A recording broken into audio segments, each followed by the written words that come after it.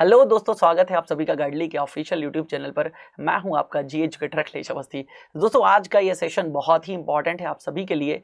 आज के सेशन में हम क्या डिस्कस करने वाले हैं दोस्तों बजट 21-22 जो हमारे देश की पहली full time finance minister Nirmala Sitharaman ji ने प्रस्तुत किया है। आज उसी के बारे में हम डिटेल्ड एनालिसिस जानेंगे। और दोस्तों, इस सेशन को अंत तक जरूर देखिएगा। ऐसी कोई बात नहीं होगी जो बजट से रिलेटेड इंपॉर्टेंट हो, आपके एग्जामिनेशन में आने वाली हो और मैंने उसे छोड़ा हो, ऐसा बिल्कुल भी नहीं मिलेगा आपको। तो जुड़े रहिएगा एंड तक हमारे साथ इस सेशन में। एंड में हम आपके साथ कंप्लीट डिटेल एनालिसिस भी करेंगे। ठीक है, चलिए स्टार्ट करते हैं आज का अपना सेशन। तो दोस्तों, सबसे पहले समझ लीजिएगा, देखिएगा कुछ बातें आपको बता देता हूं। आप निर्मला सीतारमण जी को इस फोटो में देख रहे होंगे और आप ये देख रहे होंगे इनके हाथ में क्या है। जल्दी से देखिए, तो इनके हाथ में दोस्तों एक बैग है, आपको दिख रहा होगा। इसमें दोस्तों एक टैबलेट है, क्योंकि इस बार का हमारा जो बजट है वो डिजिटल बजट है। आपको पता है पहले एक परंपरा थी, आप देखते थे जब भी कोई फाइनेंस मिनिस्टर होता था, फाइनेंस मिनिस्टर अपने साथ एक ब्लैक लेदर का बैग लेकर के जाते थे। क्यों लेकर के जाते थे दोस्तों? क्योंकि ये जो बजट शब्द है ना, बजट शब्द जो है ये एक शब्द से बना हुआ है जिसका मतलब है बुगे, BOUGETTE। ये शब्द है बुगे। बुगे का मतलब होता है लेदर पर्स, चमड़े का थैला। क्योंकि पहली बार जब बजट प्रस्तुत किया गया था तब उसी बैग में प्रस्तुत किया गया था, दैट्स वाई वहां से यह शब्द आया। लेकिन निर्मला सीतारमण जी ने इस परिभाषा को पूरी तरह से बदल दिया। लास्ट ईयर का भी बजट आपने देखा था, एक रेड फोल्डर में लेकर के आई थी, ठीक है, और खाता वही उसको कहा गया था। इस बार क्योंकि डिजिटल, इस बार का जो बजट है वो प्रिंटिंग के लिए भी नहीं गया है, क्योंकि प्रिंट करने में भी लगभग 100 लोग चाहिए होते हैं, 100 पीपल चाहिए होते हैं। और 100 लोग इस समय कोविड-19 के गाइडलाइंस को फॉलो करते हुए एक जगह इकट्ठा नहीं हो सकते थे। दैट्स वाई डिजिटल बजट है, तो डिजिटली रूप से लेकर के सामने लाया गया है। ठीक है, चलिए आगे बढ़ते हैं। अब दोस्तों, कुछ बेसिक्स पॉइंट हैं जो हम जान लेते हैं बजट से रिलेटेड। उन बेसिक पॉइंट को पहले समझ लीजिएगा, देन स्टार्ट करते हैं की हाइलाइट्स 2021-22 की। सबसे पहले दोस्तों, आपके दिमाग में एक बात आती होगी कि आखिर भारत का पहला बजट कब और किसने प्रस्तुत किया था। तो आपकी जानकारी के लिए मैं बताना चाहता हूं, 7 अप्रैल 1860 व्यक्ति थे जिनका नाम था सर जेम्स विल्सन। क्या नाम था? सर जेम्स विल्सन नाम था। सर जेम्स विल्सन नाम के व्यक्ति ने 7 अप्रैल 1860 को भारत का पहला बजट, भारत के बाहर कौन शासन कर रहा था? British government. क्योंकि अगेन दोस्तों 1860 की बात हो रही है यहां पर, और आपको पता है 1857 के बाद 1858 का गवर्नमेंट ऑफ इंडिया एक्ट आया था, जिसके बिहाफ पर पूरी पावर्स ब्रिटिश क्राउन को ट्रांसफर कर दी गई थी। क्राउन एडमिनिस्ट्रेशन इंडिया में स्टार्ट हो चुका था। भारत के वायसरॉय उस समय कौन थे दोस्तों? भारत के वायसरॉय थे लॉर्ड कैनिंग। तो दोस्तों, भारत का बजट लेकिन भारत के बाहर मतलब ब्रिटिश पार्लियामेंट में प्रस्तुत किया गया था पहली बार। और ये जो जेम्स विल्सन थे दोस्तों, उस समय फाइनेंस मिनिस्टर नाम की कोई डेजिग्नेशन नहीं होती थी। ये थे दोस्तों फाइनेंस मेंबर। क्या थे? Finance member. तो अगर कभी आपसे पूछा जाए first finance member of India, तो याद रखिएगा सर जेम्स विल्सन। तो ये तो बात आती है दोस्तों स्टार्टिंग की। इसके बाद क्योंकि हम आजाद कब हुए? 1947 में। तो बात आती है स्वतंत्र भारत का पहला यूनियन बजट। क्यों? क्योंकि जब तक भारत स्वतंत्र हुआ है तब तक बजट 2 टुकड़ों में डिवाइड हो चुका था। कौन से? तो दोस्तों आपको बताना चाहूंगा, 1924 में रेलवे बजट को मेन बजट से सेपरेट कर दिया गया था। कब? 1924 में। किस कमेटी की रिकमेंडेशन पर? तो ऑकवर्थ कमेटी की रिकमेंडेशन पर 1924 में रेल बजट को मेन बजट से अलग कर दिया गया था। ये बात याद रखिएगा। तो 1947 में जब हम आए तो हमारे सामने 2 बजट थे, एक यूनियन बजट कह लीजिए या जनरल बजट कह लीजिए, और दूसरा बजट कौन सा था दोस्तों? Rail budget. अब समझने वाली बात यहां पे है कि पहला यूनियन बजट इंडिपेंडेंट इंडिया का किसने प्रस्तुत किया था। तो आपको मैं बताना चाहूंगा 26 नवंबर 1947 को भारत का पहला बजट, वो भी यूनियन बजट प्रस्तुत किया था RK शनमुखम चेट्टी ने। किसने? RK शनमुखम चेट्टी जी के द्वारा प्रस्तुत किया गया था स्वतंत्र भारत का पहला यूनियन बजट। तो ये बातें आपके दिमाग में होनी चाहिए दोस्तों। अब एक बात और समझ लीजिएगा, ये जो बजट शब्द है ये जनरल इंग्लिश का एक शब्द है ठीक है, आपको मैंने इसका मीनिंग भी बता दिया, बुगे से बना हुआ है लैटिन टर्म। ठीक है, अब एक बात यहां पर और समझना है, बजट शब्द को कहीं पर भी हमारे इंडियन कॉन्स्टिट्यूशन में डिस्क्राइब नहीं किया गया है। तो आखिर इंडियन कॉन्स्टिट्यूशन में बजट को किस नाम से जानते हैं? तो एक बात आप लोग सभी लोग याद रखिएगा, कॉन्स्टिट्यूशन का आर्टिकल 112 112 नंबर का कॉन्स्टिट्यूशन का आर्टिकल क्या बताता है? ये बजट के बारे में बताता है, लेकिन एनुअल फाइनेंशियल स्टेटमेंट क्या नाम है? तो एनुअल फाइनेंशियल स्टेटमेंट के नाम से हम बजट को जानते हैं। ये बात बहुत अच्छे से आप सभी लोग याद रखिएगा, एनुअल फाइनेंशियल स्टेटमेंट। ठीक है, अब एनुअल फाइनेंशियल स्टेटमेंट एक ऐसा स्टेटमेंट होता है जो कि गवर्नमेंट की रिसिप्ट्स और एक्सपेंडिचर के बारे में बताता है, कितना गवर्नमेंट को खर्च करना है, कितना गवर्नमेंट के पास इनकम आएगी, इसका एक लेखा जोखा जो भी रूलिंग पार्टी होती है उसको क्या करना पड़ता है? संसद में प्रस्तुत करना पड़ता है, presented in the parliament. That's why आप देखते हैं फाइनेंस मिनिस्टर पार्लियामेंट में पूरा एक विवरण लेकर के आती हैं, प्रस्तुत करती हैं। ये मैंडेटरी होता है। क्यों? आखिर क्यों मैंडेटरी है? कभी आपने सोचा है? दोस्तों आप ऐसे ही समझ लीजिएगा एक एग्जाम्पल के थ्रू, जैसे आपके फादर या आपकी मदर, मतलब घर से जो भी हमें पैसे मिलते हैं, तो घर वालों को हमसे हिसाब मांगने का अधिकार है या नहीं है? और अगर हम घर वालों को हिसाब नहीं देंगे तो उनको कैसे पता चलेगा हमारे द्वारा दिए गए पैसों का सही उपयोग किया गया है? तो अगली बार हो सकता है वो आपको पैसे ना दें। उसी तरह से आप यहां पर समझ लीजिए, सरकार के पास दोस्तों जनता का पैसा है, सरकार जितना भी पैसा खर्च कर रही है वो जनता का पैसा है। तो जनता को हिसाब देना ये सरकार का दायित्व है, रिस्पॉन्सिबिलिटी है। दैट्स वाई बजट को प्रस्तुत किया जाता है। बजट में सरकार यही तो बताती है कौन कौन सी योजनाएं लेकर के आ रहे हैं, कितना टैक्स से कलेक्शन हुआ है, कितना पैसा किस तरीके से हमारे पास आया है। तो सरकार आपके पैसों का हिसाब आपको बजट के द्वारा प्रदान करती है। आई होप अब आपको बजट के बारे में कुछ बेसिक्स बातें हैं जो आपको पता चल गई होंगी। एक बात और यहां पर क्लियर कर दूं, जो मैंने स्टार्ट करी है वो ये कि दो बजट थे, रेल बजट और यूनियन बजट। 1924 से ये सिस्टम फॉलो होता रहा और दोस्तों 92 ईयर्स तक, 92 वर्षों की परंपरा के बाद 2016 में एक निर्णय आया। निर्णय क्या आया कि रेल बजट को वापस यूनियन बजट में मर्ज कर दीजिए, और दोस्तों ऐसा ही किया गया। तो 2016 में डिसीजन आया, तो अगला बजट कौन सा प्रस्तुत किया गया होगा? 2017 और 18 का। तो 2017 और 18 के बजट से रेलवे बजट यूनियन बजट में अगेन मर्ज कर दिया गया। वर्तमान में सिर्फ एक बजट आता है जिसे आप यूनियन बजट कह लीजिए, ठीक है, या आप जनरल बजट कह लीजिए, दोनों बातें एक ही हैं। यूनियन इसलिए हम कहते हैं क्योंकि ये केंद्र सरकार का है, केंद्र सरकार का है, और अगेन इंडिया क्या है? Shall be the union of states. That's why हम इसे यूनियन बजट के नाम से, संघीय बजट के नाम से जानते हैं। क्यों? क्योंकि राज्यों के अपने अलग बजट होते हैं। क्लियर हो गई मेरी बात? तो चलिए अब इसी के साथ स्टार्ट कर रहे हैं 2021-22 के बजट में क्या है खास। चलिए, तो सबसे पहले दोस्तों बजट जब लाया जाता है, छपने के लिए भेजा जाता है, तब एक सेरेमनी आयोजित करी जाती है जिसे हम हलवा सेरेमनी के नाम से जानते हैं। तो दोस्तों आप देख सकते हैं यहाँ पर भारत की वित्त मंत्री निर्मला सीतारमण जी, साथ में है वित्त राज्य मंत्री अनुराग ठाकुर। ठीक है, क्या कर रहे हैं? हलवा सेरेमनी में पार्टिसिपेट कर रहे हैं। तो हलवा बनाया जाता है। ये जिन लोगों ने बजट बनाया है उनके एफर्ट्स को एक तरीके से स्वीट दे करके यहाँ पर अवार्ड दिया जाता है। तो the traditional halwa ceremony marking the final stage of budget 21 process was held on Saturday January 23 23 जनवरी को मनाया गया at the Union Finance Ministry headquarter at North Block in New Delhi। तो दोस्तों नॉर्थ ब्लॉक न्यू दिल्ली में headquarter है finance ministry का, वहीं पर इस सेरेमनी को आयोजित किया गया। यहां से कंफर्म हो जाता है यस अब बजट की बातें आ रही हैं। और हाँ, बजट प्रस्तुत कब किया गया दोस्तों? 1 फरवरी को। 1 फरवरी को ये प्रोसेस भी, पहले क्या था? Last working day of the month of Feb budget प्रस्तुत किया जाता था। इसको भी जो चेंज किया गया है वो कब से? 2017-18 के बजट से हम 1 फरवरी को बजट प्रस्तुत करने लगे। ठीक है, first working day of Feb, याद रखिएगा। नेक्स्ट, बजट की जो टीम है, एक बार टीम से मिल लीजिए। तो दोस्तों ये है बजट 2021 टीम। ठीक है, निर्मला सीतारमण के तत्वाधान में पूरी की पूरी टीम है। देखिएगा तरुण बजाज जी हैं इसमें, जो कि सेक्रेटरी हैं department of economic affairs. Then Tuhin Kanta Pandey हैं जो कि सेक्रेटरी हैं department of investment and public asset management. Ajay Bhushan Pandey हैं जो कि फाइनेंस सेक्रेटरी हैं, वित्त सचिव हैं। देन टीवी सोमनाथन हैं, ये एक्सपेंडिचर सेक्रेटरी हैं दोस्तों। कृष्णमूर्ति सुब्रमण्यम, इनका नाम याद रखिएगा क्योंकि ये चीफ इकोनॉमिक एडवाइजर हैं। ठीक है। देन है देवाशीष पांडे जो कि सेक्रेटरी हैं डिपार्टमेंट ऑफ फाइनेंशियल सर्विसेज। तो ये पूरी की पूरी टीम है बजट 2021 टीम।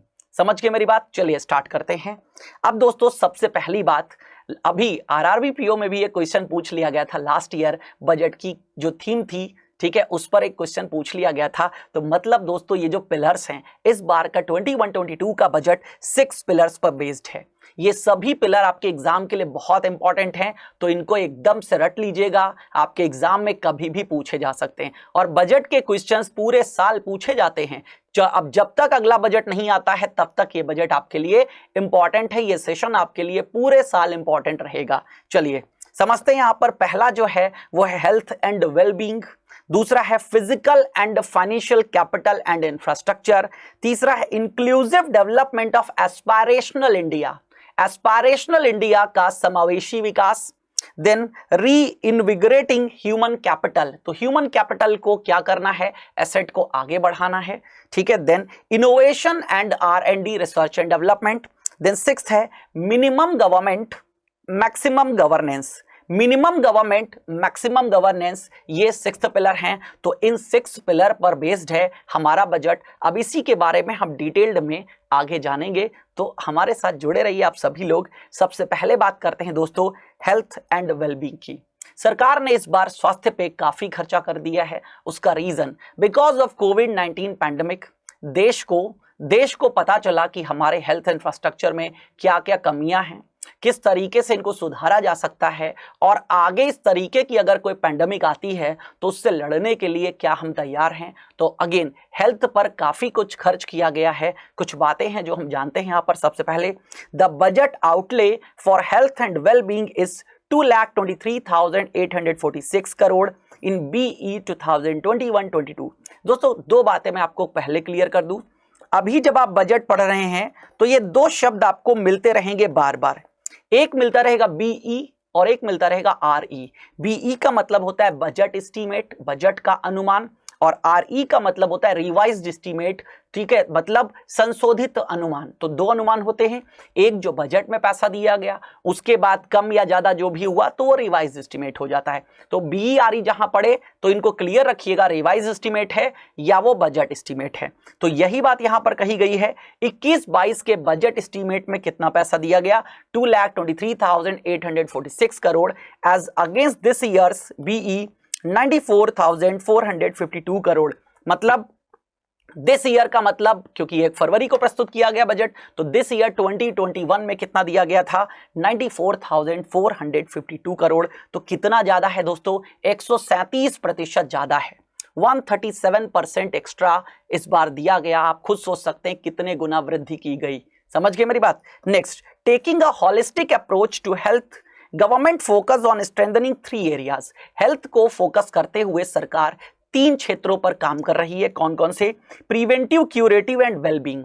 तो दोस्तों एक तो होता है डिसीज के बाद की बातें, जैसे हम जिम जाते हैं तो क्यों जाते हैं? जिम क्या हमारी तबीयत खराब होती है तो जाते हैं? नहीं, हम स्वस्थ बने रहें इसलिए हम जिम जाते हैं। वेलबींग, हमारी सेहत बहुत अच्छी रहे। हम योगा करते हैं, क्यों करते हैं? क्यों? क्योंकि हम स्वस्थ बने रहें। हम योगा इसलिए नहीं करते हैं कि हमें बीमारी है, समझ गए? बीमारी हो जाएगी तो योगा आपसे होगा भी नहीं, समझ गए? तो ये जो चीजें हैं जो हेल्थ आपके स्वास्थ्य को और अच्छा बनाने में मदद करती हैं, इस पर सरकार काम करेगी। तो ये एक तरीके से प्रिवेंटिव है कि कोई व्यक्ति बीमार होगा ही नहीं, उसके पहले ही हम सारे काम करना शुरू कर देंगे। तो बीमारी के बाद की भी बातें हैं, बीमारी के पहले की भी बातें हैं, दोनों बातें यहां पर बताई गई हैं। Next, a new centrally sponsored scheme PM आत्मनिर्भर स्वस्थ भारत योजना will be launched with an outlay of about 64,180 crore over 6 years। अगले 6 वर्षों में, सबसे पहले समझ लीजिएगा, केंद्र सरकार के द्वारा एक योजना को शुरू किया जाएगा। योजना का नाम है PM आत्मनिर्भर स्वस्थ भारत योजना। इस योजना के लिए 64,180 करोड़ रुपीस खर्च किए जाएंगे अगले 6 वर्षों में। याद रखिएगा इस बात को। क्लियर? नेक्स्ट आगे बढ़ते हैं दोस्तों। अब बात कर लेते हैं न्यूट्रिशन। अब दोस्तों अगेन जो माल न्यूट्रिशन है, कुपोषण, वो भी भारत की एक बहुत बड़ी समस्या है। अभी कुछ दिन पहले उत्तर प्रदेश सरकार ने एक स्कीम स्टार्ट करी थी। उस स्कीम के अंतर्गत क्या किया गया था, जो भी माल न्यूट्रिशन जिस भी घर में है, ठीक है, माल न्यूट्रिशन कुपोषण के शिकार बच्चे हैं, तो वहां पर योगी आदित्यनाथ जी ने क्या किया था, काऊ काव प्रदान करने की बात कही गई थी कि गाय उनको प्रदान कर दो तो गाय के दूध से क्या होगा, ठीक है, कुपोषण जो है वो सुपोषण में बदल जाएगा। तो इस तरीके से सरकारें सुपोषण को लेकर भी काम करती हैं, दैट्स वाई। तो न्यूट्रिशन में देखते हैं सरकार ने क्या किया इस बार। To strengthen nutritional content delivery, outreach and outcome, we will merge the supplementary nutrition programme. सरकार ने 2 न्यूट्रिशन प्रोग्राम को एक में मर्ज करके एक नया प्रोग्राम चालू किया है। तो supplementary nutrition programme and the Poshan Abhiyan launch mission पोषण 2.0, इन दोनों को एक में समाहित करके विलय करके मिशन पोषण 2.0 को स्टार्ट किया गया है, जो कि न्यूट्रिशन से रिलेटेड होगा, इंडिया में माल न्यूट्रिशन को कम करने का कार्य करेगा। Next, universal coverage of water supply. दोस्तों एक शब्द है पोर्टेबल वाटर। पोर्टेबल वाटर का मतलब पीने योग्य पानी। तो हर जगह, अगेन हर घर जल, ये सरकार का एक महत्वाकांक्षी प्रोजेक्ट है। तो इस पर काम किया गया है सरकार के द्वारा। अगेन देखते हैं द जल जीवन मिशन अर्बन। अभी तक जल जीवन मिशन रूरल पे सरकार का फोकस था और लास्ट ईयर आपने बहुत सारी न्यूज जल जीवन मिशन रूरल से सुनी है। इसके अंतर्गत क्या किया जाता है, 1 टैप वाटर कनेक्शन प्रोवाइड किया जा रहा था रूरल एरियाज में। 1 टैप, अगेन जैसे आप अपने घर में, ठीक है, टैप ओपन करते हैं और पानी आने लगता है, सेम एज विलेज एरियाज में ऐसा किया गया था, पीने योग्य 1 टैप वाटर कनेक्शन प्रोवाइड करना। अब अर्बन में सरकार फोकस कर रही है, ठीक है। Launch it aims at universal water supply in all 4378 urban local bodies with 2.86 crore household tap connection as well as liquid waste management in 500 Amrut cities. दोस्तों लिक्विड वेस्ट मैनेजमेंट, ड्राई और लिक्विड 2 तरीके के वेस्ट होते हैं, ठीक है। अमृत सिटीज का मतलब क्या है दोस्तों, ऐसे शहर जहां पर अमृत योजना चल रही है। अमृत योजना का फुल फॉर्म क्या है, Atal mission for rejuvenation and urban transformation. दोस्तों इस योजना को जैनुरम नाम के से योजना चलती थी, JNNURM, Jawaharlal Nehru urban renewal mission, जो कि अर्बन इंफ्रास्ट्रक्चर को इंप्रूव करने से रिलेटेड थी। इसी का नाम बदल करके अमृत कर दिया गया था। तो 500 अमृत शहरों में क्या किया जाएगा, लिक्विड वेस्ट मैनेजमेंट भी स्टार्ट किया जाएगा। It will be implemented over 5 years, अगले 5 वर्षों में ऐसा किया जाएगा, with an outlay of 2,87,000 crore. और इसका जो बजट रखा गया कितना, 2,87,000 करोड़ रुपए का बजट है, जो अगले 5 वर्षों में खर्च किया जाएगा। चलिए आगे बढ़ते हैं। स्वच्छ भारत स्वस्थ भारत, सफाई रहेगी तो भारत क्या रहेगा, ठीक है, स्वस्थ रहेगा। तो सफाई पे ध्यान देने के लिए क्या काम किया गया है, The Urban Swachh Bharat Mission 2.0 will be implemented with a total finance allocation of 1,41,678 crore, 1,41,678 crore और a period of 5 years from 2021-26। तो अगले 5 वर्षों में 1,41,678 करोड़ रुपए खर्च किए जाएंगे। किस बात के लिए, अर्बन स्वच्छ भारत मिशन 2.0 में खर्च किया जाएगा। इस बात को भी आपको ध्यान रखना है। नेक्स्ट आगे आते हैं दोस्तों, क्लीन एयर, तो साफ सुथरी हवा मिले, ठीक है। अगेन आप दिल्ली में देखते हैं किस तरीके का पोल्यूशन है। तो कुल मिलाके गवर्नमेंट एयर पोल्यूशन को कम करना चाहती है। अब इससे रिलेटेड क्या किया गया देखिएगा, to tackle the increasing problem of air pollution the government propose to provide an amount of 2,217 crore 2,217 crore रुपए for 42 urban centres with a million plus population in this budget. तो मिलियन प्लस पॉपुलेशन के लिए क्या किया गया है, 2,217 करोड़ रुपए खर्च किए जाएंगे 42 अर्बन सेंटर्स पर, ठीक है, जो क्या करेंगे, एयर पोल्यूशन को कम करने का कार्य करेंगे। तो ये क्लीन एयर के लिए काम किया गया है। Next, scrapping policy. दोस्तों अगेन जब व्हीकल्स पुरानी हो जाती हैं तब आपको पता है, ठीक है, धुआं ज्यादा निकलने लगता है उनके अंदर, मतलब कार्बन का जो इमिग्रेशन है, उत्सर्जन है, काफी बढ़ जाता है। इसी को देखते हुए सरकार स्क्रैपिंग पॉलिसी लेकर के आई है, जैसे विदेशों में है। मतलब गाड़ियों को चेक किया जाएगा, उनकी टेस्टिंग की जाएगी, फिटनेस टेस्ट होगा, और अगर फिटनेस टेस्ट में गाड़ियां फेल होती हैं तो फिर उनको सड़कों पे जाने नहीं दिया जाएगा। उसके लिए टाइमिंग क्या रखी गई है यहां पर देख लीजिएगा। तो government announced a voluntary vehicle scrapping policy, ये वॉलंटरी व्हीकल स्क्रैपिंग पॉलिसी होगी to phase out old and unfit vehicles, जो पुरानी है या जो अनफिट व्हीकल्स हैं उनको खत्म करने के लिए। Vehicles would undergo fitness test in automated fitness centre. जितनी भी व्हीकल्स हैं वो ऑटोमेटेड फिटनेस सेंटर में जाएंगी। कब, समय देख लीजिएगा, वो इंपॉर्टेंट है आपके लिए। 20 years in case of personal vehicle, अगर हमारा और आपका व्यक्तिगत वाहन है, हमारे घर में कार है, वो हमारा व्यक्तिगत वाहन है, तो उसके लिए 20 साल है। और अदरवाइज जो कॉमर्शियल व्हीकल्स है उसके लिए कितना समय रखा गया है? 15 वर्ष। 15 वर्षों के बाद टेस्ट में जाएंगे और लगेगा अगर प्रॉब्लम है तो क्या किया जाएगा? उनको स्क्रैप के रूप में कन्वर्ट कर दिया जाएगा, जिससे पोल्यूशन को कम किया जा सकेगा, जैसे कि विदेशों में यह किया जाता है। चलिए, स्क्रैपिंग पॉलिसी के बाद आगे आते हैं दोस्तों, वैक्सीन की बात कर लेते हैं। दोस्तों, वर्तमान में आप जानते हैं इंडिया में 2 वैक्सीन को अप्रूवल मिल चुका है। एक सीरम इंस्टीट्यूट ऑफ इंडिया की कोविडशील्ड है, SII की कोविडशील्ड है दोस्तों, और दूसरी भारत बायोटेक की क्या है? कोवैक्सीन। आने वाले समय में और भी कई मेडिसिन को अप्रूवल दिएगा, जैसे ज़ायडस कैडिला ज़ाइकोव डी बना रही है, वो भी फाइनल फेज में चल रही है। पुणे की एक और ऑर्गेनाइजेशन है जो कि वैक्सीन डेवलप कर रही है, रशिया की स्पुतनिक, वो भी इंडिया में आने वाली है। तो number of corona vaccine India में इंटर कर रही हैं, अप्रूवल मिलेंगे। तो वैक्सीन के लिए कितना खर्चा किया जाएगा उसके लिए समझ लीजिएगा। तो टोटल जो अमाउंट है वो है 35,000 करोड़। ठीक है, समझिएगा। सबसे पहले द न्यूमोकल वैक्सीन। दोस्तों, निमोनिया से भारत में बहुत से बच्चों की मौत होती थी, तो निमोनिया को लेकर के भारत की स्वदेशी वैक्सीन जो कि सीरम इंस्टीट्यूट ऑफ इंडिया ने ही डेवलप करी है, नाम है pneumococcal vaccine. Made in India product is presently limited to only 5 state. ये जो न्यूमोकल वैक्सीन है अभी तक सिर्फ 5 राज्यों के लिए सीमित था, लेकिन अब पूरे के पूरे देश में इसको लागू कर दिया जाएगा। This will avert more than 50,000 child deaths annually। जो 50,000 बच्चे प्रत्येक वर्ष मर जाते थे, तो अब क्या होगा? निमोनिया की वैक्सीन इंडियन वैक्सीन है, कोई दिक्कत नहीं है, तो हम इतना क्योर करने में सफल हो पाएंगे। Then government had provided 35,000 crore for COVID-19 vaccine in BE। Again BE आ गया, अब आप समझ जाएंगे ना, BE बजट एस्टिमेट 2021-22। चले नेक्स्ट। अब दोस्तों सेकंड पिलर की बात कर लेते हैं। पहला पिलर हो गया, अब सेकंड पिलर पे आते हैं। सेकंड पिलर क्या है? Physical and financial capital and infrastructure. Second pillar की बात करते हैं। सेकंड पिलर क्या है? आत्मनिर्भर Bharat production linked incentive. Second pillar में फर्स्ट पॉइंट यही आता है, हम प्रोडक्शन लिंक्ड इंसेंटिव स्कीम को निकालेंगे। आप ऐसे समझ लीजिएगा, समझिए, इंडिया को क्या करना है?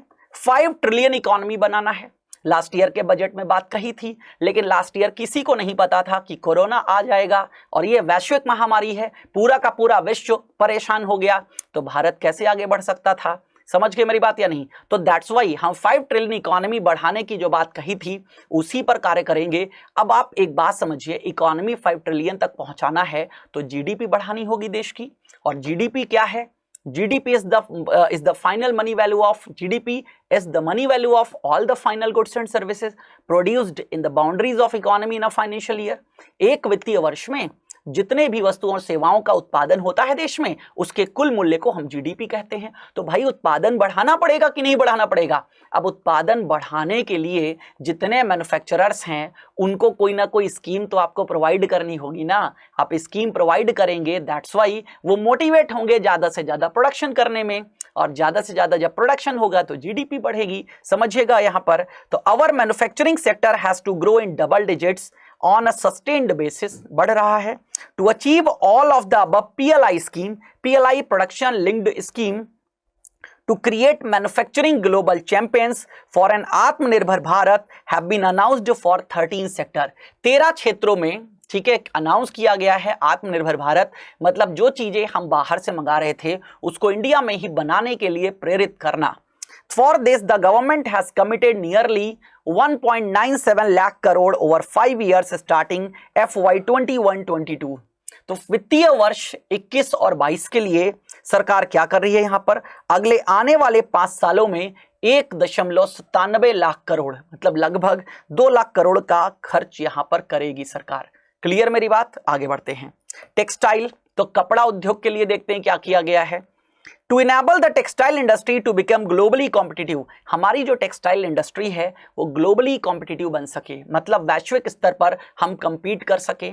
जैसे अभी कुछ दिन पहले टेक्सटाइल के साथ, ठीक है, क्या किया गया है, जापान के साथ कांटेक्ट किया गया है, इसलिए कि जापान में जो क्वालिटी रिसीव करी जाती है, जो क्वालिटी के प्रोडक्ट्स वो चाहते हैं वो हम उनको डिलीवर कर सकें, इसलिए उनकी कंपनी से हमने अपने आप को इवैल्यूएट करवाया था।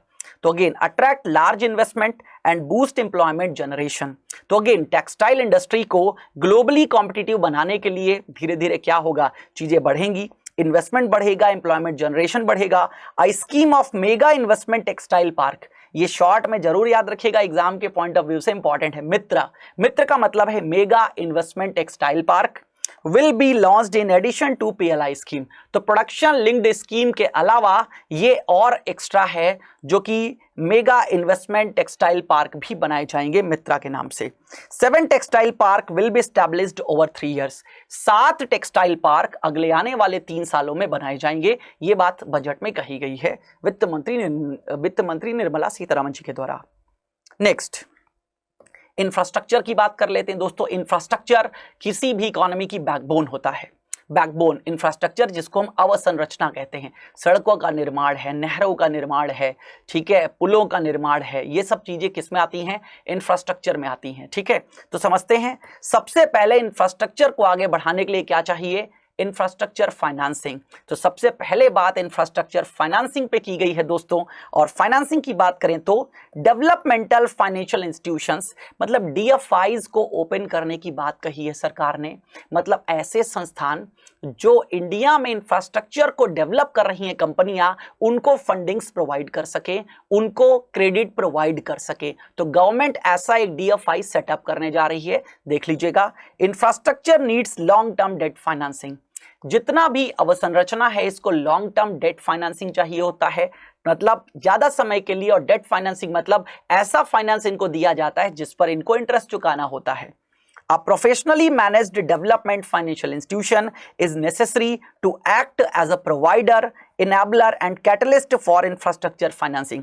मतलब एक ऐसे डेवलपमेंट फाइनेंशियल इंस्टीट्यूशंस की रिक्वायरमेंट है जो अगेन इनको फंड प्रोवाइड कर सके, इनको इनेबल कर सके, ठीक है, स्टार्टअप के लिए कैटल कर सके, फॉर इंफ्रास्ट्रक्चर फाइनेंसिंग, अवसंरचना के लिए ऋण। Accordingly the government will introduce the bill to set up a DFI. सरकार एक बिल लाएगी जिसके थ्रू डीएफआई को इंडिया में इंट्रोड्यूस किया जाएगा। Government has provided a sum of 20,000 crore to capitalise this institution. 20,000 crore रुपए सरकार इस इंस्टीट्यूशन को देगी इसकी स्टार्टिंग में, इसको कैपिटलाइज करने के मतलब कोई भी जब संस्था शुरू होती है तो स्टार्टिंग में कोई अमाउंट देना पड़ता है ना, तो 20,000 करोड़ इसको दिया जाएगा। The ambition is to have a lending portfolio of at least 5 crore for this DFI in 3 years time। इसका लेंडिंग पोर्टफोलियो आने वाले 3 सालों में 5 लाख करोड़ तक का बनाना है। मतलब 20,000 करोड़ से इसको शुरू किया जाएगा और आने वाले 3 सालों में 5 लाख करोड़ तक का इसका लेंडिंग स्ट्रक्चर क्रिएट कर देना है। मतलब 5 लाख रुपए तक के ऋण देने लायक इस संस्था को बना देना है। नेक्स्ट, इंफ्रास्ट्रक्चर में sharp increase in capital budget. Capital budget का मतलब दोस्तों कैपिटल एक्सपेंडिचर पे जो पैसा खर्च किया जा रहा है, हम उसे कैपिटल बजट के बारे में जानते हैं, समझिएगा। कैपिटल एक्सपेंडिचर्स क्या होते हैं दोस्तों, ऐसे एक्सपेंडिचर्स जो एसेट्स को क्रिएट करने के काम आते हैं, किसमें, संपत्तियों को बनाने के काम आते हैं। जैसे पुल बना दिया, अब पुल हो गया भाई 10 सालों के लिए, 15 सालों के लिए, 20 सालों के लिए, ऐसा तो नहीं है कि तुरंत बनाने लग जाओगे उसको। और अगेन पुल बन गया तो क्या हुआ, इकोनॉमी को बेनिफिट हुआ ना। देन सड़क आपने बना दी, टोल टैक्स मिलने लग गया। तो कोई भी ऐसा निर्माण जो कि लॉन्ग टर्म के लिए हो और जो सरकार को बेनिफिट प्रोवाइड कर रहा हो, हम वहां पर कैपिटल की बात करते हैं। और एसेट दे रहा हो, संपत्ति बन रही हो वो, ठीक है। तो अगेन इन द बीई 2020-2021 मतलब बजट एस्टीमेट 2021 जो दिस फाइनेंशियल ईयर की बात हो रही है, government had provided 4.12 lakh crore for capital expenditure.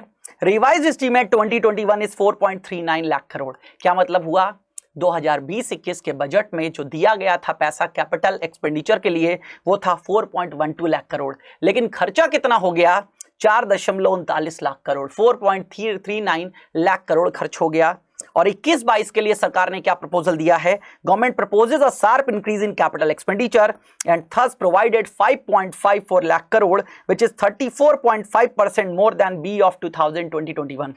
ये जो है ना बजट एस्टीमेट 2021, तो बजट एस्टीमेट 2021 से 34.5% बढ़ा करके इस बार दिया गया है। कितना? 5.54 लाख करोड़, याद रखिएगा। Next, road and highway infrastructure. अब सड़क और हाईवे की अगर हम बात करें, क्या क्या किया गया है देख लीजिएगा। सबसे पहले तो टोटल आउटले की बात कर लीजिएगा, बहुत इंपॉर्टेंट है। एलोकेशन ही आपके एग्जाम में पूछे जाते हैं, तो इन पर बिल्कुल फोकस बना करके एक पेन और कॉपी लेकर के लिख लेना, ठीक है। Government provided N enhanced outlay of 1,18,101 lakh crore, 1,18,101 lakh crore for ministry of road transport and highways, of which 1,08,230 crore for capital, the highest ever. कुल पैसा जो इस मिनिस्ट्री को दिया गया है, ministry of road transport and highways, जिसके हेड नितिन गडकरी हैं, कितना? 1,18,101 लाख करोड़, ठीक है। इतना पैसा दिया गया है, जिसमें से कैपिटल एक्सपेंडिचर पर कितना खर्च होने वाला है? 1,08,230 करोड़। तो अगेन सड़कों का निर्माण किया जाएगा, हाईवे बनाए जाएंगे नए नए, उस पर यह पैसा खर्च किया जाएगा। 3500 किलोमीटर ऑफ नेशनल हाईवे। अब कहां कहां क्या क्या हाईवे वर्क इनसे किया जाएगा, तो जो इंपॉर्टेंट है वो मैं आपको बता देता हूं, समझ लीजिएगा। तो 3500 kilometre national highway works in the state of Tamil Nadu. Tamil Nadu में 3500 किलोमीटर हाईवे वर्क किए जाएंगे at an investment of 1.03 lakh crore, 1.3 lakh crore का इन्वेस्टमेंट होगा।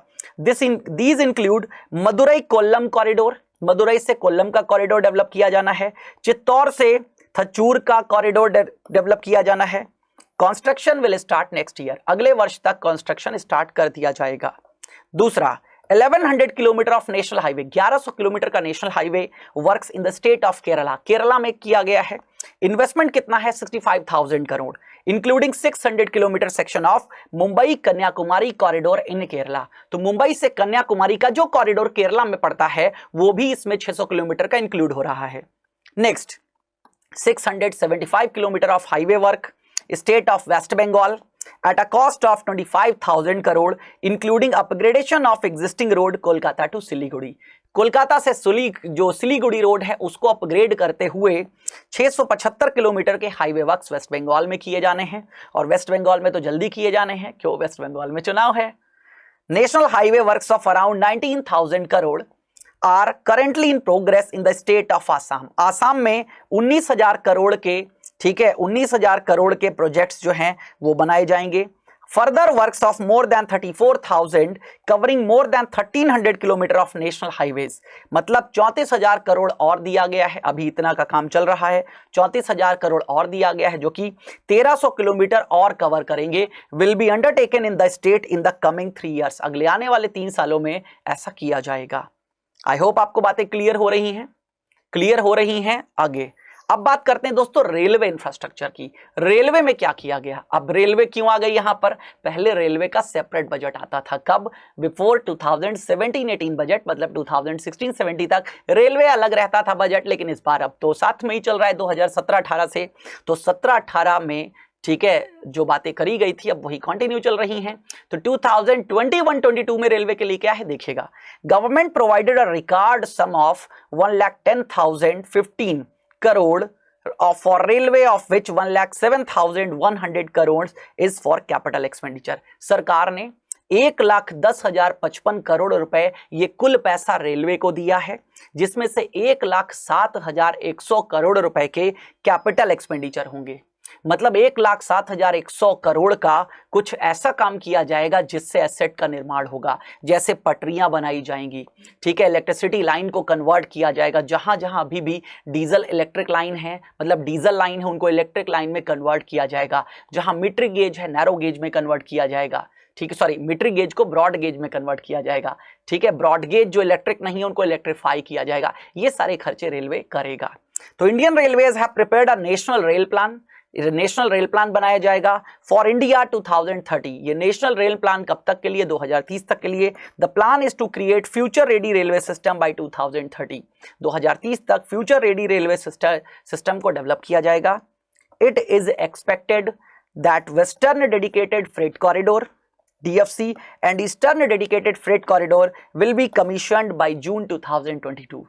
अगले साल जून तक दो जो कॉरिडोर बन रहे हैं, eastern freight corridor, eastern dedicated freight corridor और वेस्टर्न डेडिकेटेड फ्रेट कॉरिडोर, ये जून 2022 तक बन जाने हैं और बीच बीच के सेक्शन बनते जा रहे हैं, उनको इनॉग्रेट किया जाता रहा है। ठीक है, तो समझ लीजिएगा यहाँ पर ये दोनों के दोनों कॉरिडोर हैं, बहुत अच्छे से देख लीजिएगा। ये दोस्तों है वेस्टर्न कॉरिडोर, कहां से शुरू हो रहा है? तो ये उत्तर प्रदेश के दादरी से शुरू हो रहा है। आप यहां पर देख लीजिएगा, उत्तर प्रदेश के दादरी से शुरू हो रहा है। कहां तक जाना है दोस्तों? तो जवाहरलाल नेहरू पोर्ट ट्रस्ट, ये इस तरीके से निकलेगा पूरा का पूरा और कहां पहुंचेगा? जवाहरलाल नेहरू पोर्ट ट्रस्ट तक पहुंचेगा। Then eastern dedicated freight corridor, ये कहां से? तो दोस्तों ये लुधियाना के पास एक जगह है साहनेवाल, साहनेवाल से शुरू हो रहा है और कहां पे खत्म हो रहा है? वेस्ट बंगाल के दनकुनी पर। कहां? वेस्ट बंगाल के दनकुनी पे खत्म हो रहा है, ये बात याद रखिएगा। तो ये दोनों कॉरिडोर जो हैं जून 2022 तक बन करके डेवलप हो जाएंगे। हालांकि बीच बीच के सेक्शंस को डेवलप ओपन किया जाता रहा है, तो वो करते रहेंगे, कंप्लीट हो जाएंगे जून 2022 तक। अब आगे एक बात कही गई है, 100% electrification of broad gauge route will be completed by December 2023। दिसंबर 2023 तक क्या किया जाएगा? इलेक्ट्रिफिकेशन कंप्लीट कर दिया जाएगा ब्रॉड गेज पर। तो जितने भी ब्रॉड गेज हैं याद रखिएगा। नेक्स्ट, अर्बन इंफ्रास्ट्रक्चर, शहरी अर्बन इंफ्रास्ट्रक्चर, शहरी अवसंरचना पे क्या खर्च किया गया है समझिएगा। 2 न्यू टेक्नोलॉजीज, शहरी अवसंरचना पे सबसे ज्यादा फोकस दोस्तों मेट्रो पे किया गया है इस बार, कि जितनी ज्यादा मेट्रो होंगी, क्योंकि आप जिस तरीके से दिल्ली में मेट्रो की सफलता आप सभी ने देखी, दिल्ली जो कि मेट्रो अगेन दिल्ली मेट्रो जो कि दिल्ली की लाइफलाइन कही जाती है, तो सरकार ने सोचा हर जगह अगर हम मेट्रो ले आते हैं तो सड़कों का जो यातायात है वो काफी हद तक कम किया जाएगा, और सड़कों का यातायात अगर कम होगा तो ऑब्वियसली पोल्यूशन को भी कम करने में मदद मिलेगी हमें। तो समझिएगा 2 नई टेक्नोलॉजी इंट्रोड्यूस करी जा रही हैं, that is MetroLite and MetroNeo will be developed to provide metro rail systems at much lesser cost। ये जो मेट्रो सिस्टम है बहुत ही कम कॉस्ट में होगा, with the same experience, और एक्सपीरियंस वही मेट्रो वाला होगा, convenience and safety in tier 2 cities। तो tier 2 cities में इनको डेवलप किया जाएगा, and peripheral areas of tier 1 cities। tier 1 cities का जो पेरीफेरल लगता हुआ एरिया है ना, वहां पर इसको डेवलप किया जाएगा। क्लियर हो गई मेरी बात? चलिए आगे बढ़ते हैं। अब बात करते हैं central counterpart funding will be provided to. कौन कौन से मेट्रो प्रोजेक्ट आ रहे हैं और उनके लिए क्या क्या सरकार ने फंडिंग की है समझ लीजिएगा। Kochi metro railway phase second के लिए 11.5 किलोमीटर का ये फेज सेकंड है, कितनी कॉस्ट पे? 1957.05 crore. Chennai metro railway phase 2 118.9 kilometre at a cost of 63,246 crore. Then Bengaluru metro railway, तो बेंगलुरु मेट्रो रेलवे के लिए project phase 2A and 2B के लिए 58.19 किलोमीटर का ये फेज होगा, जिसकी कॉस्ट होगी 14788 14,788 करोड़ रुपए। Then Nagpur metro rail project phase 2 and Nashik metro at a cost of 5976 crore and 2092 crore respectively. इसी तरीके से आप इनको याद कर सकते हैं। अब दोस्तों पावर इंफ्रास्ट्रक्चर की बात कर लेते हैं कि पावर इंफ्रास्ट्रक्चर में क्या किया गया। A revamped reforms based result linked power distribution sector scheme. Again जो डिस्कॉम्स हैं, ऐसी कंपनियां जो इलेक्ट्रिसिटी प्रोवाइड कर रही हैं सरकार से लेकर के, उनको डिस्कॉम कंपनीज बोलते हैं। तो रिवैम्प्ड रिफॉर्म्स बेस्ड मतलब जिस तरीके का उनका रिफॉर्म होगा, तो reform based result linked power distribution sector scheme will be launched with an outlay of 3,05,984 crore over 5 years. तो 3,05,984 करोड़ रुपए का आउटले रखा गया है। The scheme will provide assistance to discoms, जितनी भी क्या है इलेक्ट्रिसिटी सप्लाई करने वाली कंपनी है डिस्कॉम कहते हैं, तो डिस्कॉम को इस पैसे से सहायता दी जाएगी फॉर इंफ्रास्ट्रक्चर क्रिएशन, कि इलेक्ट्रिसिटी का और इंफ्रास्ट्रक्चर क्रिएट कर सकें, इंक्लूडिंग प्रीपेड स्मार्ट मीटरिंग। तो ये बड़े बड़े शहरों में लागू हो चुकी है, अब और जगह इनको लागू करना है।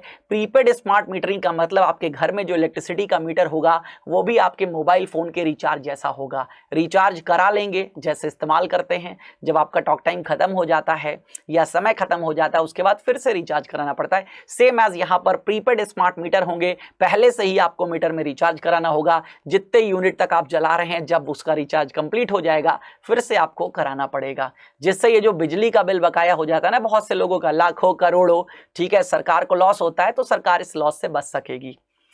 And feeder separation upgradation of systems tied to financial improvement, ये सारे काम किए जाएंगे। The government is now propose to launch a hydrogen energy mission. तो दोस्तों गवर्नमेंट हाइड्रोजन एनर्जी मिशन को भी लागू करने जा रही है 2021-22 के लिए, for generating hydrogen from green power sources. तो ग्रीन पावर सोर्सेज से हाइड्रोजन को जनरेट करने के लिए गवर्नमेंट प्रयासरत है, जिसके लिए हाइड्रोजन मिशन लॉन्च किया जाएगा। नेक्स्ट, पेट्रोलियम और नेचुरल गैस। तो पेट्रोलियम और natural gas minister Dharmendra Pradhan, ठीक है, क्या बात कही गई? उज्ज्वला स्कीम के बारे में आप सभी ने सुना होगा। क्यों सुना होगा मैं आपको बता रहा हूं। जब आप पेट्रोल पंप पे पेट्रोल पड़वाने जाते होंगे तो वहां पर उज्ज्वला स्कीम का एक पोस्टर आपको जरूर दिख जाता होगा। मैंने तो कई पेट्रोल पंप पे देखे हैं। यहां पर क्या किया जा रहा था दोस्तों, महिलाओं को free of cost LPG connection provide किया जा रहा था रूरल एरियाज में या ऐसे एरियाज में जहां पर कनेक्शंस नहीं है। तो उज्ज्वला स्कीम के अंतर्गत अब तक 8 करोड़ परिवारों को एलपीजी का फ्री ऑफ कॉस्ट कनेक्शन दिया गया, जिसको अब 1 करोड़ और एक्सटेंड किया जाएगा। 8 करोड़ लोगों को दिया जा चुका है, 1 करोड़ लोगों को और उज्ज्वला से जोड़ा जाएगा। We will add 100 more districts in the next 3 years to city gas distribution network।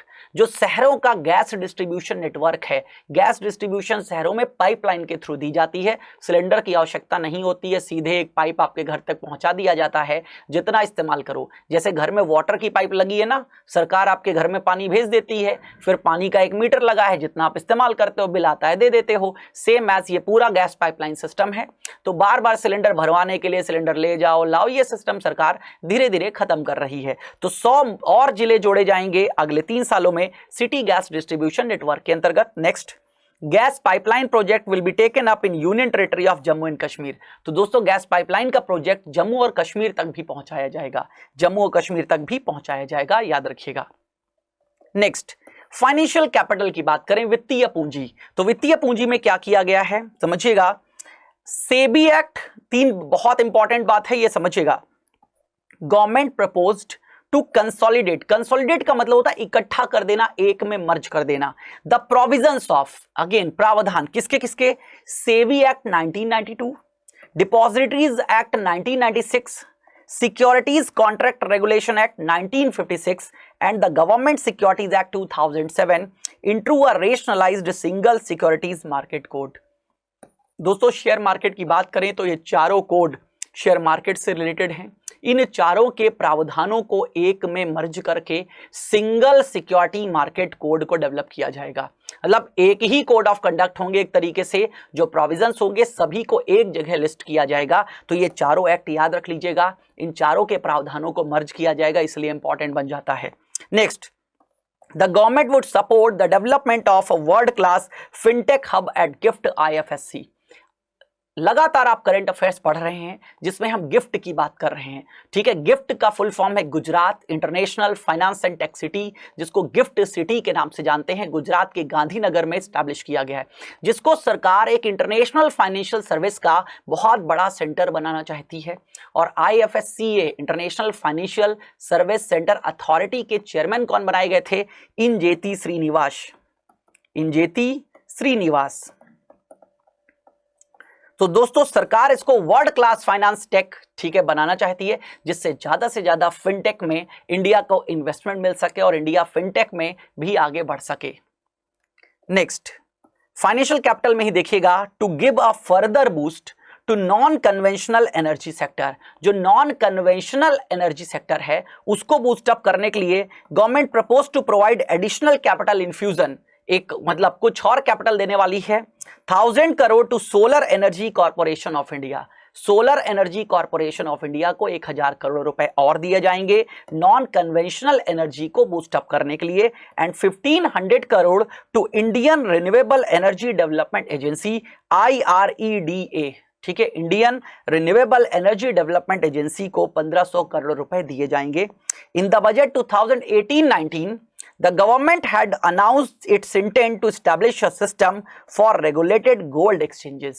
दोस्तों सोने का, जैसे आप शेयर की खरीद और बिक्री करते हैं कहां से, स्टॉक एक्सचेंज से, ऐसे गोल्ड के भी एक्सचेंज हैं। तो 2018-19 के बजट में सरकार ने क्या कहा था, यहां पर सरकार ने अपना एक इंटेंशन जारी किया था, क्या करने के लिए, गोल्ड एक्सचेंजेस को रेगुलेट करने के लिए। और अगेन अब क्या किया गया है, सेबी को इस पर्पस के लिए चुना गया है, तो सेबी को भी नोटिफाई कर दिया जाएगा। तो जितने भी गोल्ड एक्सचेंजेस हैं इनका भी रेगुलेटर कौन बन जाएगा दोस्तों, सेबी बन जाएगा, याद रखिएगा, ठीक है।